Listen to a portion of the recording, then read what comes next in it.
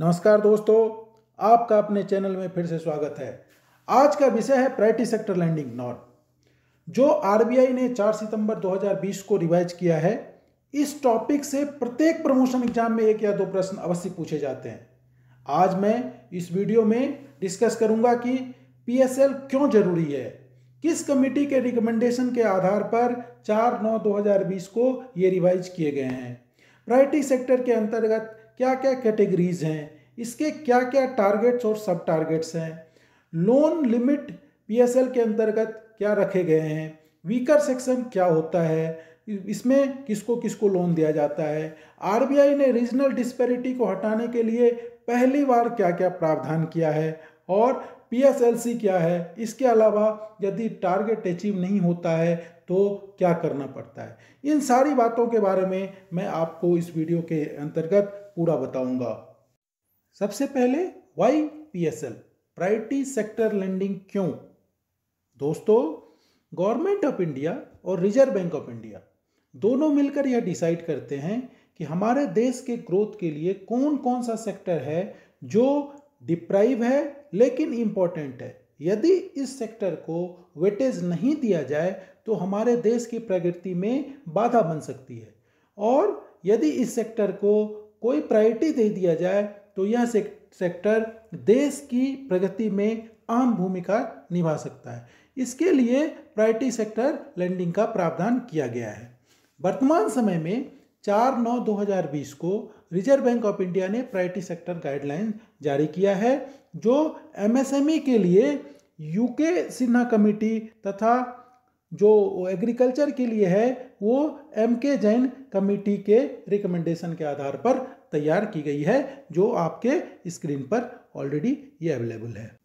दोस्तों, वर्तमान समय में प्रायोरिटी सेक्टर एडवांस के लिए जो कैटेगरी निर्धारित किए गए हैं उसके लिए 8 कैटेगरी हैं, और उस 8 कैटेगरी को मैंने 2 शब्द में डाला है, और वो 2 शब्द है हेमा और रोज।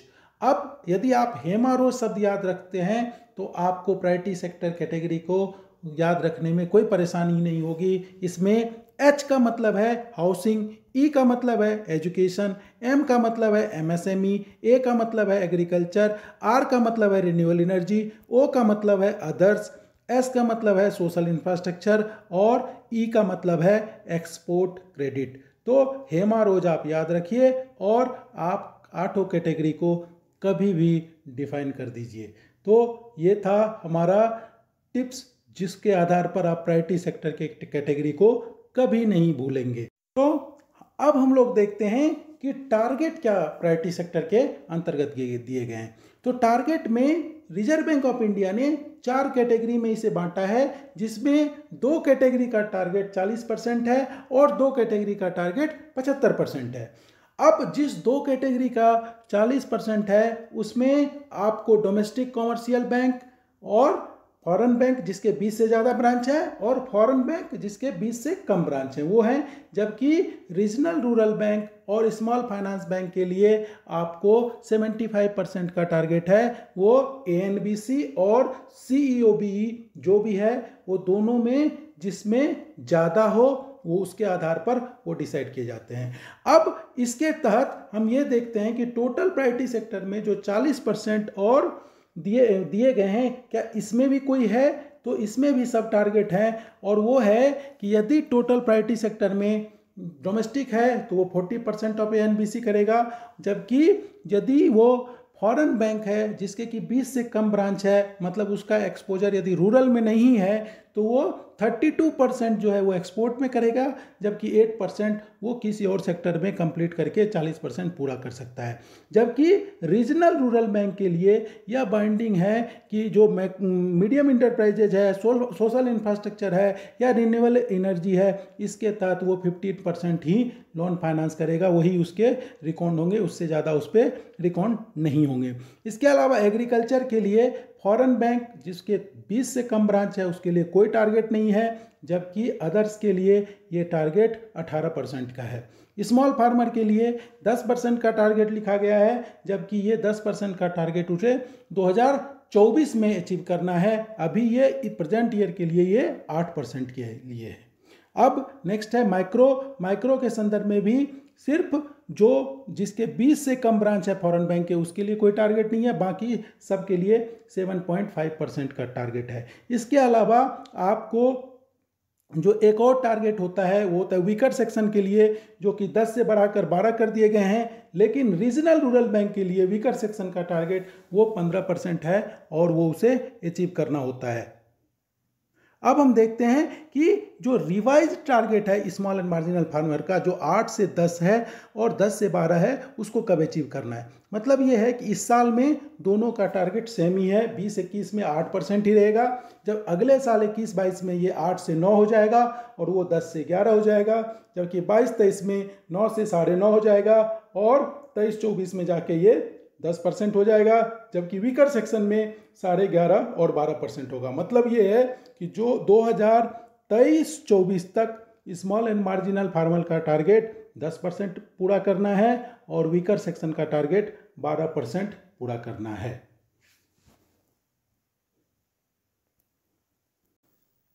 दोस्तों अब हम देखते हैं लोन लिमिट, जिसको कि हम प्रायोरिटी सेक्टर लैंडिंग के तहत कंसीडर कर सकते हैं। जिसमें सबसे पहला है हाउसिंग, और हाउसिंग के तहत जो इंडिविजुअल का लोन 35 लाख तक का है, जिसमें कि प्रोजेक्ट कॉस्ट 45 लाख हो और ये मेट्रोपॉलिटन सिटी अर्थात 10 लाख से ज़्यादा जनसंख्या हो, तो उसको हम प्रायोरिटी सेक्टर लैंडिंग में कंसीडर कर सकते हैं। इसके अलावा यदि 10 लाख से कम की जनसंख्या है, उस जगह पे यदि हम फाइनेंस कर रहे हैं, तो 25 लाख तक का लोन और 30 लाख तक का प्रोजेक्ट कॉस्ट वो हमारा कंसीडर होगा प्रायोरिटी सेक्टर लैंडिंग के तहत में।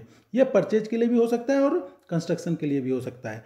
अब यदि हमने कोई भी रिपेयर के लिए लोन दिया है, तो मेट्रोपॉलिटन अर्थात 10 लाख से ऊपर के जनसंख्या वाले जगह में 10 लाख तक का लोन, जबकि अदर सेंटर के लिए 6 लाख तक का लोन जो है वो हमारा प्रायोरिटी सेक्टर लैंडिंग के तहत आएगा। इसके अलावा यदि बैंक लोन करता है किसी हाउसिंग फाइनेंस कंपनीज को, तो उस कंडीशन में ऑन लैंडिंग में 20 लाख तक का लोन जो इंडिविजुअल बोरोवर के लिए होगा, वो जो है वो प्रायोरिटी सेक्टर लैंडिंग के तहत होगा। इसके अलावा यदि कोई एजुकेशन पर्पज के लिए लोन लेता है कोई इंडिविजुअल, चाहे वो वोकेशनल कोर्स क्यों ना हो, उसके लिए अब 20 लाख तक का लोन वो जो है प्रायोरिटी सेक्टर लैंडिंग के तहत होगा। पहले ये 10 लाख हुआ करता था, इस प्रायोरिटी सेक्टर लैंडिंग गाइडलाइंस में इसे बढ़ाकर 20 लाख कर दिया गया है। अगला है loan to MSME startup up to 50 crore. मतलब एमएसएमई के तहत यदि स्टार्टअप कोई कर रहा है, जो कि पहली बार इसमें इंप्लीमेंट किया गया है कि स्टार्टअप के लोन को 50 करोड़ तक के लोन को हम प्रायोरिटी सेक्टर लैंडिंग में डिफाइन करेंगे। इसके अलावा कोई रजिस्टर्ड एनबीएफसी है जो other than micro finance institute है, तो 20 लाख पर बोरोवर लोन जो है वो आपका प्रायोरिटी सेक्टर लैंडिंग के तहत माना जाएगा। 50 लाख तक का लोन यदि फार्म प्रोड्यूस के लिए दिया गया है और वही वेयर हाउस रिसिप्ट के लिए दिया गया है, यदि वो वेयर हाउस रिसिप्ट मैक्सिमम 12 महीने का हो, तो 50 लाख तक का लोन जो है वो भी प्रायोरिटी सेक्टर लैंडिंग के तहत ही माना जाएगा।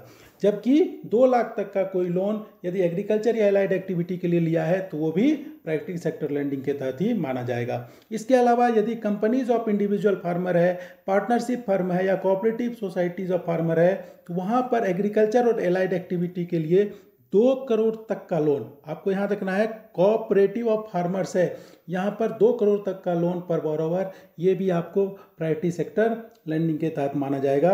इसके अलावा लोन अप टू 5 करोड़ पर बोरोइंग जो एफपीओ और एफपीसी है, मतलब फार्मर प्रोड्यूसर ऑर्गेनाइजेशन या फार्मर प्रोड्यूसिंग कंपनी यदि ये है, तो उसको 5 करोड़ तक का लोन जो है वो प्रायोरिटी सेक्टर लैंडिंग के तहत ही माना जाएगा। नेक्स्ट आता है 5 करोड़ तक का यदि कोऑपरेटिव सोसाइटीज का, आप देखिए कोऑपरेटिव और बोरोवर है जब, लेकिन कोऑपरेटिव सोसाइटीज यदि है तो वहाँ 5 करोड़ तक का लोन जो है वो फार्मर का वो प्रायोरिटी सेक्टर लैंडिंग के तहत आएगा। जबकि फूड प्रोसेसिंग यूनिट के लिए 100 करोड़ पर बोरोवर तक का लोन जो है, ये बार बार एग्जाम में भी पूछे जाते हैं कि फूड प्रोसेसिंग यूनिट के लिए कितना तक का है, तो 100 करोड़ पर बोरोवर जो है वो भी प्रायोरिटी सेक्टर लैंडिंग के तहत आएगा। जबकि 30 करोड़ तक का लोन यदि रिन्यूएबल एनर्जी के लिए दिया जा रहा है, तो इस केस में चाहे वो सोलर पावर प्लांट का हो या सोलराइजेशन ऑफ ग्रिड किया जा रहा है या बायोगैस प्लांट के लिए है, कंप्रेस्ड बायोगैस को नया इंक्लूड किया गया है, इस क्षेत्र में यदि है तो पहले ये 15 करोड़ की लिमिट थी जिसको बढ़ाकर 30 करोड़ कर दिया गया है। वो 30 करोड़ तक का यदि किसी यूनिट को फाइनेंस किया जा रहा है तो वो लोन जो है 30 करोड़ का वो रिन्यूएबल एनर्जी के तहत वो प्रायोरिटी सेक्टर लैंडिंग होगा। जबकि यदि किसी इंडिविजुअल हाउस होल्ड को आप रिन्यूएबल एनर्जी में दे रहे हैं तो 10 लाख पर बोरोवर ही माना जाएगा रिन्यूएबल एनर्जी में प्रायोरिटी सेक्टर लैंडिंग का। इसके अलावा यदि 5 करोड़ पर बोरोवर आप किसी भी सोशल इंफ्रास्ट्रक्चर के लिए दे रहे हैं, जैसे स्कूल है या हेल्थ केयर के लिए ले रहे हैं, हॉस्पिटल के लिए दे रहे हैं, कोई वाटर सेट के लिए दे रहा है, कुछ इस तरह का इंफ्रास्ट्रक्चर के लिए यदि दिया जा रहा है, तो 5 करोड़ पर बोरोवर का लोन है वो माना जाएगा प्रायोरिटी सेक्टर में। जबकि यदि वो आयुष्मान भारत के तहत कोई बिल्डिंग बना रहा है हेल्थ केयर फैसिलिटीज़ के लिए, जो कि पहली बार इसमें इंप्लीमेंट किया गया, उसके लिए 10 करोड़ तक का loan tier 2 to tier 6 city में माना जाएगा प्रायोरिटी सेक्टर के अंतर्गत। इसके अलावा जो 2% इंक्रीमेंटल क्रेडिट पे हम देते हैं एक्सपोर्ट क्रेडिट में, उस जगह पे यदि 40 करोड़ पर बोरोवर भी यदि ये है लोन है जिसमें कि पहले 100 करोड़ टर्नओवर था, उसको भी हटा दिया गया है। ऐसे लोन चाहे वो प्री शिपमेंट के लिए हो चाहे पोस्ट शिपमेंट के लिए हो, वो भी प्रायोरिटी सेक्टर लैंडिंग के तहत ही माना जाएगा। अब हम देखते हैं कि वीकर सेक्शन के तहत कौन कौन से लोन आते हैं। वो सबसे पहले हमारा जो है वो बेनिफिशियरी ऑफ NRLM, NULM या SRMS है। इसके अलावा जो अगला हमारा है वो शेड्यूल कास्ट और शेड्यूल ट्राइब का कोई लोन है, बेनिफिशियरी ऑफ DRI है, सेल्फ हेल्प ग्रुप है, पर्सनल विद डिसेबिलिटीज़ है, कोई फार्मर है जैसे स्मॉल एंड मार्जिनल फार्मर, वो भी वीकर सेक्शन के तहत आते हैं। तो स्मॉल फार्मर हमारे होते हैं जो 1 हेक्टेयर से 2 हेक्टेयर के बीच में होते हैं, जबकि मार्जिनल फार्मर जो होते हैं वो 1 हेक्टेयर ज़मीन जिसके पास होती है वो मार्जिनल फार्मर होते हैं। इसके अलावा FP और FPC यदि कोई है जिसमें कि 75% जो है वो स्मॉल एंड मार्जिनल फार्मर का लैंड होल्डिंग है, तो उस केस में वो भी हमारे उसमें वीकर सेक्शन के तहत ही आते हैं। जबकि माइनॉरिटी कम्युनिटीज़ को हमने लोन दिया वो भी वीकर सेक्शन में आते हैं। कोई आर्टिसन विलेज या कॉटेज इंडस्ट्री को देते हैं तो अप टू 1 लाख तक का लोन वीकर सेक्शन के तहत आता है। इसके अलावा यदि कोई डिस्ट्रेस पर्सन है जो कि फार्मर नहीं है और उसको 1 लाख तक का कोई लोन दिया गया है, जो कि उसने लोकल कोई लैंडिंग लिया हो उसको ख़त्म करने के लिए लिया हो, तो वो भी आपको प्रायोरिटी सेक्टर लैंडिंग के तहत ही वीकर सेक्शन में माना जाएगा। इंडिविजुअल कोई वुमेन बेनिफिशियरी है, women beneficiary up to 1 lakh पर बोरोवर, ये एग्जाम में भी कभी कभी पूछे जाते हैं कि वुमेन बेनिफिशियरी के लिए कितने तक का लोन आपको वीकर सेक्शन के अंतर्गत आता है, तो वो अप टू 1 लाख तक का लोन वीकर सेक्शन के तहत आता है। इसके अलावा यदि PMJDY प्रधानमंत्री जनधन योजना के तहत 10,000 तक का कोई लोन है, ओवरड्राफ्ट दिया गया है और उसका एज 18 से 65 साल के बीच में है, तो वो भी आपको वीकर सेक्शन के तहत ही माना जाएगा। तो अब हम लोग बात करेंगे जो नया स्कीम RBI ने लॉन्च किया है जो 2022 से इम्प्लीमेंट होगा रीजनल डिस्पैरिटी को हटाने के लिए। तो यहाँ पे ऐसा है कि हमारे देश में जो वेस्टर्न एरिया है वहाँ पर ज़्यादा क्रेडिट है, जबकि ईस्टर्न एरिया में उसके कंपैरिजन में क्रेडिट कम है। तो कहीं पर ज़्यादा है और कहीं पर कम है। तो इसके आधार पर हमारे देश में इस चीज़ को कम करने के लिए RBI ने सभी डिस्ट्रिक्ट के पर कैपिटा लोन को रैंकिंग किया है, जिसके आधार पर जिस डिस्ट्रिक्ट में पर कैपिटा लोन 6,000 से कम है उसे लो पर कैपिटा डिस्ट्रिक्ट, जबकि जहां पर कैपिटा क्रेडिट 25,000 से ज़्यादा है उसे high per capita credit district माना है। अब इस डिस्पैरिटी को कम करने के लिए जिस डिस्ट्रिक्ट में पर कैपिटा क्रेडिट 6,000 से कम है उसे RBI ने इंसेंटिवाइज किया है, मतलब उसको कुछ इंसेंटिव दिया है। जहां 25,000 से ज़्यादा है वहाँ डिसइंसेंटिवाइज किया है, अर्थात वहाँ पर प्रिविलेज कम दिया है, जो कि 2022 से लागू होगा। ऐसे 184 डिस्ट्रिक्ट भारत में है जहाँ पर कैपिटा क्रेडिट 6,000 से कम है, तथा जहाँ पर ऐसे डिस्ट्रिक्ट में जहाँ फाइनेंस करना है उसके लिए वेटेज RBI ने 125% का दिया है। अर्थात यदि ऐसे डिस्ट्रिक्ट में कोई बैंक यदि फाइनेंस करता है तो यदि 100 रुपये का वो फाइनेंस करेगा तो उसे 125 रुपये का PSL फाइनेंस माना जाएगा। जबकि यदि ऐसे डिस्ट्रिक्ट जहां की पर कैपिटा क्रेडिट 25,000 से ज़्यादा है वहां यदि बैंक कोई फाइनेंस करता है तो वहां का वेटेज उसे सिर्फ 90% ही मिलेगा। अर्थात यदि वो 100 रुपये का फाइनेंस यदि उस डिस्ट्रिक्ट में करेगा तो सिर्फ 90 रुपये ही माना जाएगा। दोस्तों अगला है हमारा, यदि बैंक प्रायोरिटी सेक्टर लैंडिंग के सभी टारगेट जैसे कि जनरल टारगेट है 40% का, स्मॉल एंड मार्जिनल फार्मर का 8% का है, एग्रीकल्चर का 18% का है, माइक्रो इंटरप्राइजेस का 7.5% का है। यदि ये टारगेट अचीव नहीं करता है तो वह इस टारगेट को priority sector lending certificate purchase करके भी कर सकता है। आखिर ये प्रायोरिटी सेक्टर लैंडिंग सर्टिफिकेट होता क्या है? जैसे कि यदि कोई ऐसा बैंक है जिसका रूरल में प्रेजेंस कम है, मान लेते हैं कि एक्सिस बैंक या HDFC बैंक का रूरल में प्रेजेंस कम है, लेकिन वो बाकी सिटी एरिया में उसका प्रेजेंस अच्छा है और वो ज़्यादा फाइनेंस करता है। तो इस कंडीशन में यदि वो मान लिया जाए कि एग्रीकल्चर का टारगेट 18% के बदले सिर्फ 12% कर पाता है, जबकि बाकी टारगेट जो है उसका एग्रीकल्चर के अलावा माइक्रो में वो 15% टारगेट उसने अचीव कर लिया है। इस केस में जो उसका एक्सेस है उसको वो किसी और बैंक को दे सकता है, जबकि उसका जो डेफिसिट है वो किसी और बैंक से वो खरीद सकता है। इसका मतलब ये हुआ कि यदि उसका टारगेट जो अचीव करना था 18% वो यदि नहीं कर पाया, जो डेफिसिट अमाउंट है वो किसी और बैंक से वो उसको परचेज कर सकता है। इस केस में जो है वो परचेज के लिए अमाउंट जो होगा वो 25 लाख और उसके मल्टीपल में ही होगा, और जो ये PSLC है वो जितने भी टारगेट है उसी के हिसाब से 4 तरह के होते हैं: PSLC agriculture, PSLC small and marginal farmer, PSLC micro enterprises और PSLC जनरल। मतलब ये है कि जिस टारगेट से कम होगा सिर्फ वही PSLC वो खरीद सकता है, और इस संदर्भ में यदि वो उसको अचीव करता है, उसको खरीदता है, तो वो उसको माना जाएगा। और इसके लिए क्रेडिट रिस्क जो है वो उसी बैंक का होगा जिस बैंक में वो लोन है, वो क्रेडिट किसी भी हालत में जो परचेजर के पास ट्रांसफ़र नहीं होगा। इसके अलावा जो सेलिंग बैंक होगा वो इसके लिए फी कलेक्ट कर सकता है उससे।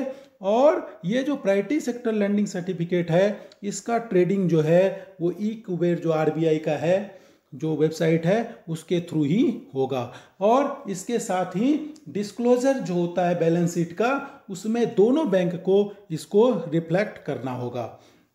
अब हम देखते हैं दोस्तों, यदि बैंक दो में से कोई भी टारगेट अचीव नहीं कर पाता है, even priority sector lending certificate खरीद करके भी अचीव नहीं कर सकता है, तो उस केस में जो उसका रेसिडुअल अमाउंट बच जाता है, जैसे कि मान लिया जाए उसको 50,000 करोड़ फाइनेंस करना था और उसने 45,000 करोड़ फाइनेंस किया, तो 5,000 करोड़ रुपए जो है उसको RIDF में जमा करना पड़ता है। और RIDF का मतलब है रूरल इंफ्रास्ट्रक्चर डेवलपमेंट फंड, और उस केस में वो नाबार्ड के पास वो पैसा चला जाएगा और नाबार्ड उसके हिसाब से जो भी होगा वो अमाउंट वहाँ पे वो अपना इन्वेस्ट करेगा, उसके हिसाब से वो देगा। जबकि आप ये देखिए कि इसके हिसाब से जो रेट ऑफ इंटरेस्ट है वो बहुत ही कम हो जाता है। यदि ये अमाउंट मतलब 5% से लेस देन 5% है तो बैंक रेट -2% होता है। यदि ये 5% टू 10% के बीच में होता है तो 3% होता है, और यदि शॉर्टफॉल 10% से ज़्यादा होता है तो बैंक रेट -2% के हिसाब से इसको सिर्फ और सिर्फ ब्याज मिलता है, रेट ऑफ इंटरेस्ट मिलता है, जो कि बहुत ही नॉमिनल हो जाता है। यदि ये टारगेट जो 20 से कम ब्रांच है फॉरेन बैंक के उसके द्वारा अचीव नहीं होता है तो ये पैसा SEDF में चला जाता है, मतलब स्मॉल इंटरप्राइजेस डेवलपमेंट फंड में जाता है जो SIDBI के द्वारा होता है और SIDBI उसको इन्वेस्ट करता है। इसके साथ ही ये हमारा चैप्टर आज समाप्त होता है। अन्य किसी दिन किसी और चैप्टर को लेके मैं आपके पास फिर आऊँगा। यदि आपने हमारा चैनल अभी तक सब्सक्राइब नहीं किया है तो देर किस बात की, आप इसको सब्सक्राइब करिए और लोगों को शेयर भी करिए ताकि सभी इसका फ़ायदा उठा सके। और आपको अपना बहुमूल्य समय देने के लिए बहुत बहुत धन्यवाद। आपका दिन शुभ हो।